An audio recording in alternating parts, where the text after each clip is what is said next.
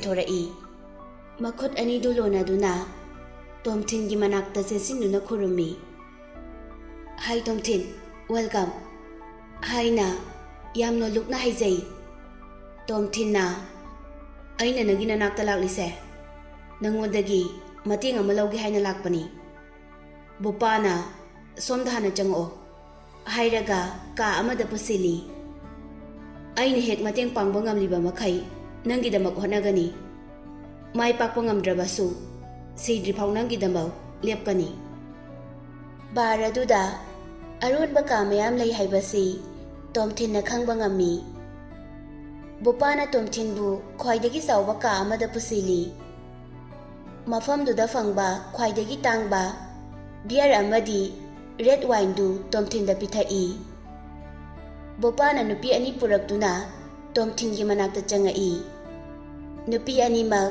Thailand ꯃꯆꯥ ꯉꯥꯛꯇꯅꯤ ꯃꯁꯛꯁꯨ ꯂꯣꯏꯅ ꯐꯖꯩ ꯕꯣꯄꯥꯅ ꯅꯨꯄꯤ ꯑꯅꯤꯗꯨꯗ ꯃꯍꯥꯛ ꯇꯣꯝꯊꯤꯟ ꯅꯈꯣꯏ ꯑꯅꯤꯅ ꯃꯍꯥꯛꯄꯨ ꯐꯖꯅ ꯇ꯭ꯔꯦꯠ ꯇꯧꯒꯗꯕꯅꯤ ꯇꯣꯝꯊꯤꯟꯅ ꯉꯥꯏꯈꯣ ꯕꯣꯄꯥ ꯑꯩꯅ ꯃꯐꯝꯁꯤꯗ ꯂꯥꯛꯂꯤꯁꯦ ꯌꯥꯝꯅ ꯃꯔꯨ ꯑꯣꯏꯕ ꯋꯥꯔꯤ ꯑꯃ ꯁꯥꯟꯅꯕ ꯂꯥꯛꯄꯅꯤ ꯅꯨꯄꯤ ꯑꯅꯤꯁꯦ ꯍꯥꯟꯅ ꯆꯠꯍꯟꯈꯣ ꯑꯔꯨꯕ ꯕꯤꯖꯤꯅꯦꯁꯀꯤ ꯋꯥꯔꯤ ꯑꯃꯇ ꯁꯥꯟꯅꯁꯤ ꯕꯣꯄꯥꯅ ꯅꯨꯄꯤ ꯑꯅꯤꯗꯨ ꯊꯣꯛꯈ꯭ꯔꯣ ꯍꯥꯏꯅ ꯏꯪꯒꯤꯠ ꯇꯧꯏ ꯕꯣꯄꯥ ꯇꯣꯝꯊꯤꯟꯒꯤ ꯃꯅꯥꯛꯇ ꯐꯝꯊꯔꯛꯏ ꯀꯥꯃꯣꯟꯒꯤ ꯃꯇꯥꯡꯗꯒꯤ ꯕꯣꯄꯥꯅ ꯇꯣꯝꯊꯤꯟꯕꯨ ꯕꯨꯗꯗꯧꯅ ꯂꯥꯠꯂꯤꯕꯅꯤ ꯃꯇꯧ ꯀꯔꯝꯅ ꯂꯣꯒꯥꯅ ꯚꯤꯗꯤꯑꯣꯗꯨ ꯍꯨꯔꯥꯟꯈꯤ ꯍꯥꯏꯕꯗꯨ ꯕꯣꯄꯥꯗ ꯇꯣꯝꯊꯤꯟꯅ ꯋꯥꯔꯤ ꯄꯨꯝꯕ ꯂꯤꯔꯝꯃꯤ ꯕꯣꯄꯥꯅ ꯑꯗꯨꯗꯤ ꯅꯪꯅ ꯍꯧꯖꯤꯛ ꯄꯥꯝꯂꯤꯁꯦ ꯃꯅꯤꯄꯨꯔꯗ ꯂꯥꯛꯇꯨꯅ ꯂꯣꯒꯥꯟꯕꯨ ꯍꯥꯠꯄ꯭ꯔꯥ ꯅꯠꯇ꯭ꯔꯒꯅ BBT ꯒ꯭ꯔꯨꯞꯀꯤ ꯂꯤꯗꯔꯗꯨ ꯐꯥꯗꯨꯅ ꯄ꯭ꯔꯣꯖꯦꯛꯇꯨ ꯃꯈꯥ ꯇꯥꯅ ꯁꯄ꯭ꯂꯥꯏ ꯇꯧꯒꯗꯕꯅꯤ ꯍꯥꯏꯌꯨꯔꯥ ꯇꯣꯝꯊꯤꯟꯁꯨ ꯈꯪꯏ ꯕꯣꯄꯥꯁꯤ ꯃꯤ ꯍꯥꯠꯄ ꯉꯝꯕ ꯃꯤꯅꯤ ꯍꯥꯏꯕ ꯕꯣꯄꯥ ꯅꯪ ꯑꯃꯗꯤ ꯅꯪꯒꯤ ꯃꯤ ꯈꯔ ꯖꯦꯜꯗ ꯂꯩꯗꯧꯔꯦ ꯈꯜꯂꯣ ꯑꯗꯨꯗꯤ ꯑꯩꯅ ꯄꯩꯁꯥ ꯀꯌꯥ ꯄꯤꯔꯒ ꯅꯪ ꯌꯥꯒꯅꯤ ꯕꯣꯄꯥ ꯖꯦꯜ ꯄꯜꯂꯛꯄꯗꯨꯗ ꯈꯖꯤꯛꯇꯪꯗꯤ ꯅꯨꯡꯉꯥꯏꯇꯦ ꯑꯗꯨꯕꯨ ꯀꯔꯤꯝꯇ ꯈꯟꯗꯕ ꯁꯥꯗꯨꯅ ꯇꯣꯝꯊꯤꯟ ꯅꯪ ꯑꯩꯉꯣꯟꯗ ꯂꯛꯅꯔꯛꯀꯅꯨ ꯑꯩꯅ ꯅꯪꯉꯣꯟꯗꯒꯤ ꯄꯩꯁꯥ ꯂꯧꯕꯒꯤ ꯏꯇꯤꯛ ꯂꯩꯇꯦ ꯃꯃꯥꯡꯗ ꯑꯩꯅ ꯐ꯭ꯔꯥꯟꯁꯤꯁ ꯑꯃꯗꯤ ꯂꯣꯒꯥꯟꯗꯒꯤ ꯂꯧꯈꯤꯕ ꯄꯩꯁꯥꯁꯤꯡꯗꯣ ꯉꯁꯤ ꯐꯥꯎꯕ ꯁꯤꯖꯤꯟꯅꯕ ꯂꯣꯏꯗ꯭ꯔꯤ ꯃꯌꯥꯝ ꯂꯩꯔꯤ ꯑꯗꯨꯕꯨ ꯖꯦꯜꯗ ꯂꯩꯕꯒꯤ ꯃꯇꯥꯡꯗꯣ ꯊꯥ ꯀꯌꯥꯃꯨꯛ ꯑꯣꯏꯗꯣꯏꯅꯣ ꯇꯣꯝꯊꯤꯟꯅ ꯌꯥꯝꯂꯕꯗ ꯊꯥ 3ꯗꯒꯤꯅ 5 ꯐꯥꯎꯕ ꯑꯣꯏꯒꯅꯤ ꯅꯗꯥꯎ ꯌꯥꯔꯕꯗꯤ ꯊꯥ ꯃꯈꯥꯏꯗ ꯊꯥꯗꯣꯔꯛꯄꯁꯨ ꯌꯥꯏ ꯍꯟꯗꯛꯀꯤ ꯃꯇꯥꯡꯁꯤꯗ ꯅꯪꯅ ꯑꯩꯒꯤ ꯃꯇꯦꯡꯁꯦ ꯄꯥꯡꯉꯕꯗꯤ ꯃꯃꯥꯡꯗ ꯅꯪꯅ ꯇꯧꯈꯤꯕ ꯃꯌꯥꯝꯗꯣ ꯑꯩꯅ ꯂꯣꯏꯅ ꯀꯥꯎꯊꯣꯛꯀꯅꯤ ꯑꯩꯅ ꯅꯪꯒꯤ ꯑꯋꯥꯃꯜ ꯈꯪꯕ ꯑꯣꯏꯅ ꯁꯣꯏꯗꯅ ꯁꯦꯜꯒꯤ ꯃꯇꯦꯡ ꯄꯥꯡꯒꯅꯤ ꯅꯠꯇꯦ ꯇꯣꯝꯊꯤꯟ ꯑꯗꯨꯃꯥꯏꯅ ꯍꯥꯏꯒꯅꯣ ꯑꯩꯅ ꯅꯪꯒꯤ ꯁꯦꯜ ꯂꯧꯕ ꯍꯥꯏꯕꯁꯤꯗꯤ ꯑꯣꯏꯊꯣꯛꯇꯕꯅꯤ ꯕꯣꯄꯥ ꯃꯀꯣꯛ ꯍꯣꯠꯇꯨꯅ ꯌꯥꯝ ꯃꯨꯟꯅ ꯋꯥꯈꯜ ꯇꯧꯔꯤ ꯑꯗꯨꯒ ꯇꯣꯝꯊꯤꯟ ꯑꯩ ꯅꯪꯅ ꯍꯥꯏꯔꯤꯕ ꯃꯇꯦꯡꯁꯦ ꯁꯣꯏꯗꯅ ꯄꯥꯡꯂꯒꯦ ꯑꯗꯣ ꯌꯥꯔꯒꯗꯤ ꯅꯪꯅ ꯀꯥꯃꯣꯗ ꯑꯩꯈꯣꯏ ꯑꯅꯤꯁꯦ ꯃꯔꯨꯞ ꯑꯣꯏꯔꯦ ꯍꯥꯏꯅ ꯑꯃꯨꯛꯇ ꯍꯥꯏꯕꯤꯒꯦꯔꯥ ꯑꯩꯅ ꯍꯥꯏꯔꯤꯁꯦ ꯀꯔꯤ ꯑꯀꯥꯏꯕ ꯌꯥꯎꯏ ꯇꯣꯝꯊꯤꯟ ꯀꯔꯤꯝꯇ ꯈꯨꯝꯗꯦ ꯕꯣꯄꯥꯗ ꯃꯨꯟꯅ ꯌꯦꯡꯗꯨꯅ ꯂꯩ ꯕꯣꯄꯥꯅ ꯇꯣꯝꯊꯤꯟ ꯑꯩꯒꯤꯁꯨ ꯏꯃꯨꯡ ꯃꯅꯨꯡ ꯅꯨꯄꯤ ꯑꯉꯥꯡ ꯏꯆꯥ ꯏꯁꯨ ꯂꯩ ꯀꯥꯃꯣꯟ ꯑꯃꯗꯤ ꯅꯪꯅ ꯁꯥꯎꯈꯤꯕ ꯊꯣꯛꯂꯕꯗꯤ ꯑꯩ ꯀꯔꯤꯁꯨ ꯑꯐꯕ ꯑꯣꯏꯔꯣꯏ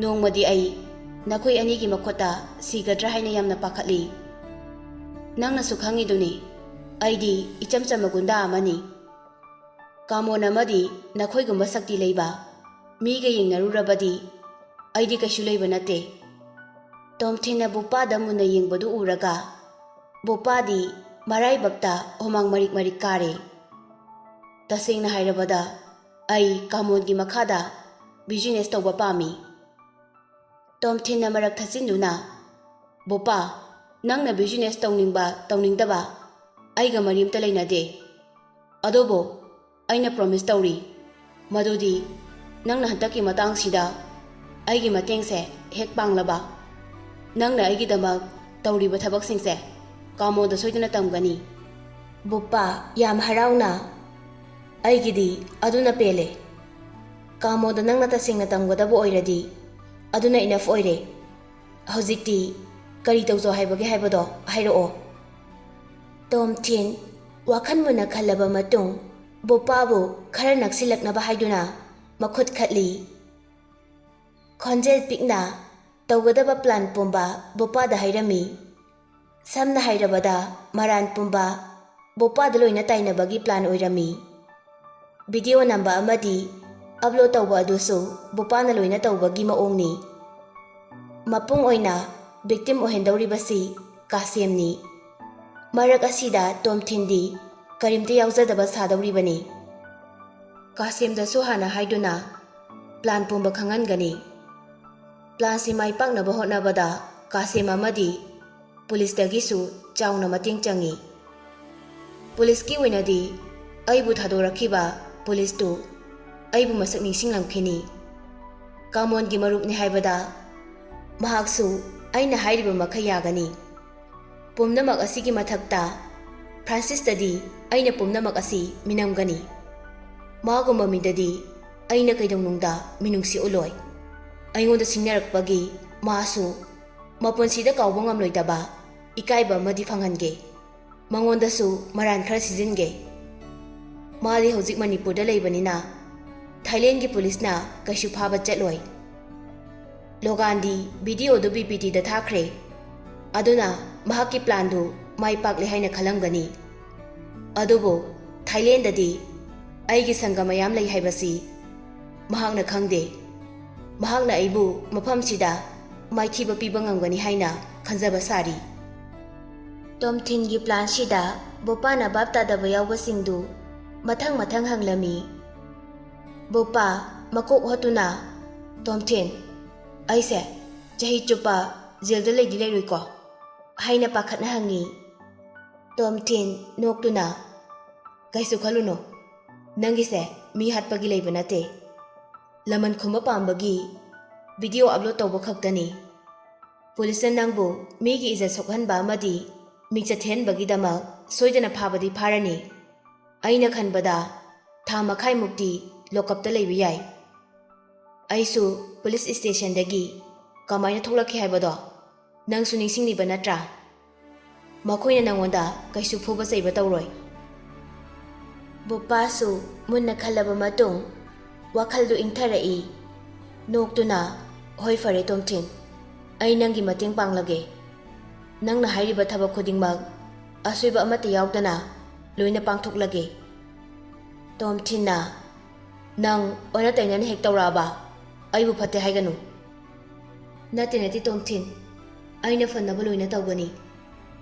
Masina kamongi makhada thabak tawba fangadawribani.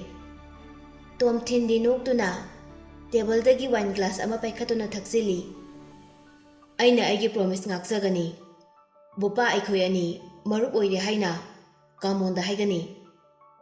Bopa na aigi asawa mating amasu pangena haigani. Thank you Tomthin. Hairaga Bopa su harauna wine glass ama thakjili. Glass to table da amuk thamduna.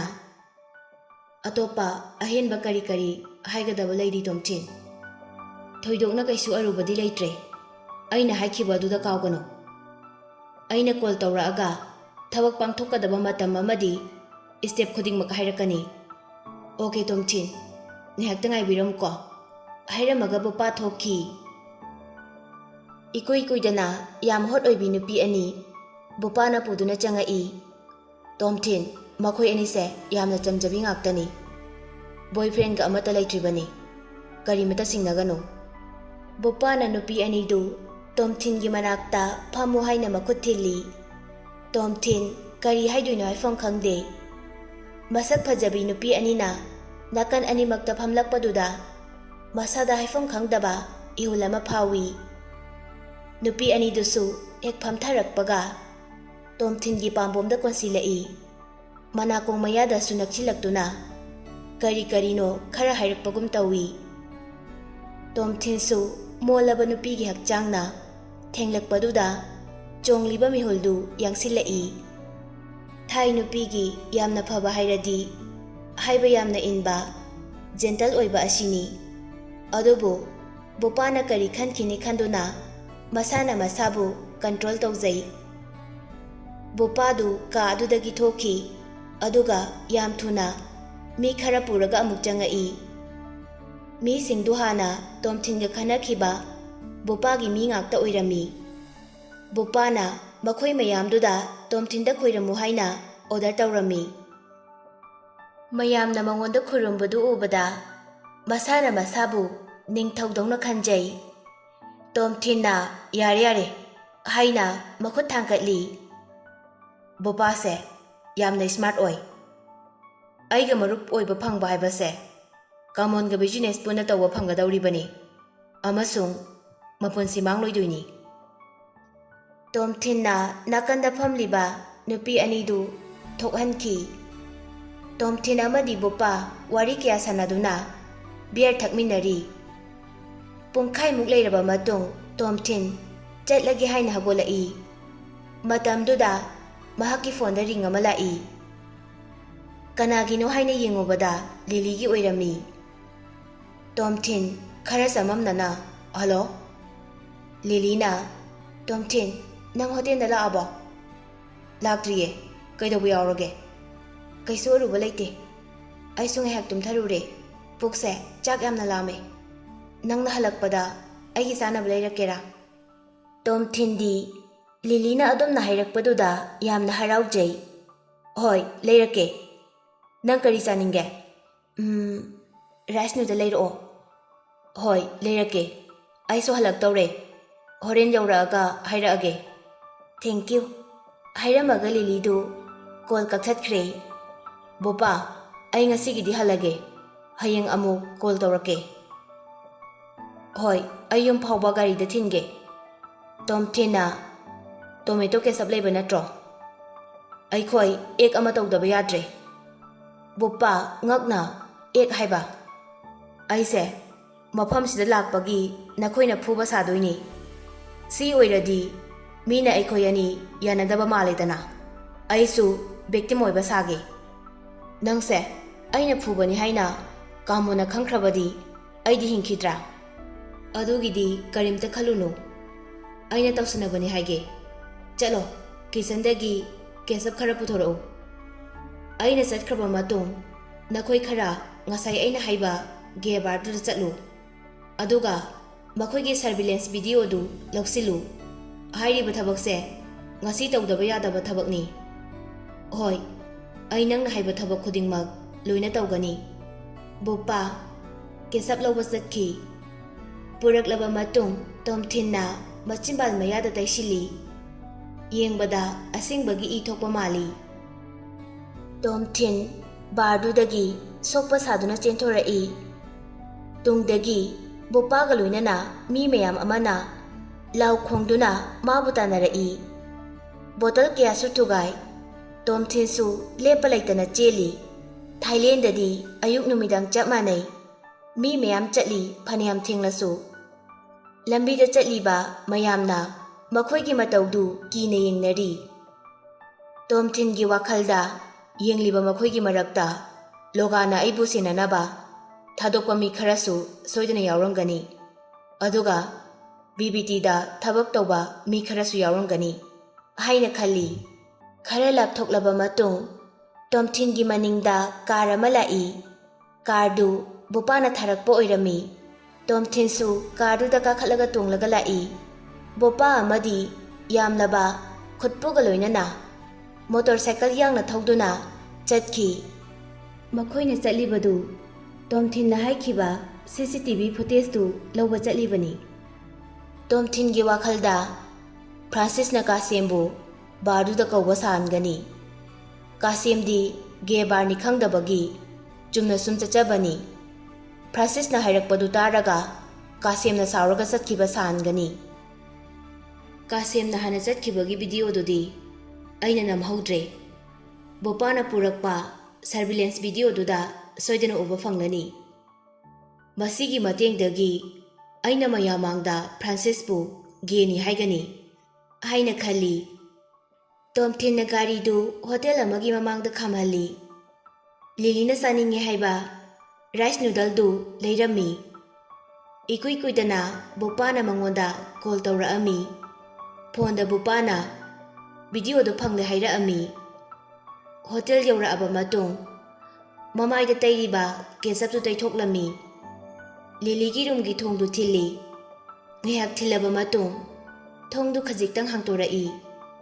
Lily na septhaduna kanano haina yenga'i. Tomthin na Lily gi mamai amadi ngauraba pambom du uba phangi. Tomthin na sida leire nangna noodles haibado.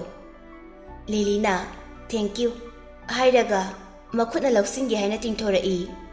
Tomthin dagi noodles tu hek lawbaga manatonda manam yamna nungshiba ama nama'i. Lily na manam sidi kaino haina yengi.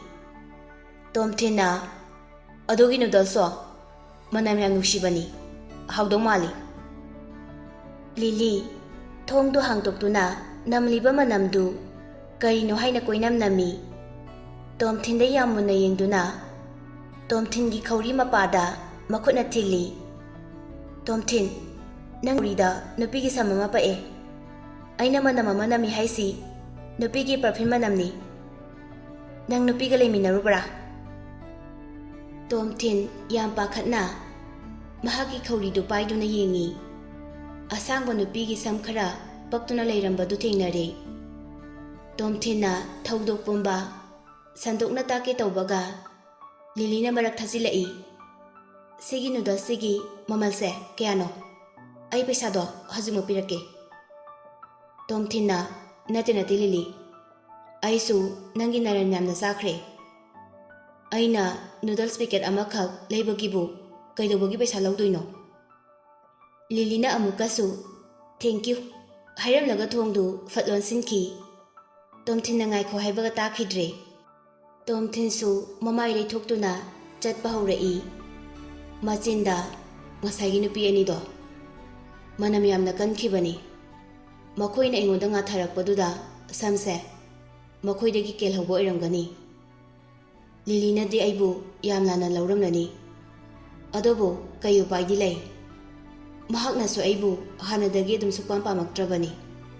Aina su mabu hojikti thadoke haina su khalle. Ngasai nupi ani du mafam sida puraklaga magi mamangda lenabana hena pharamgani. Tomthin mahaki kada changlaba matung bathroom da changduna irujarami. Ayuki pung 3 alarm thamduna tumthakre.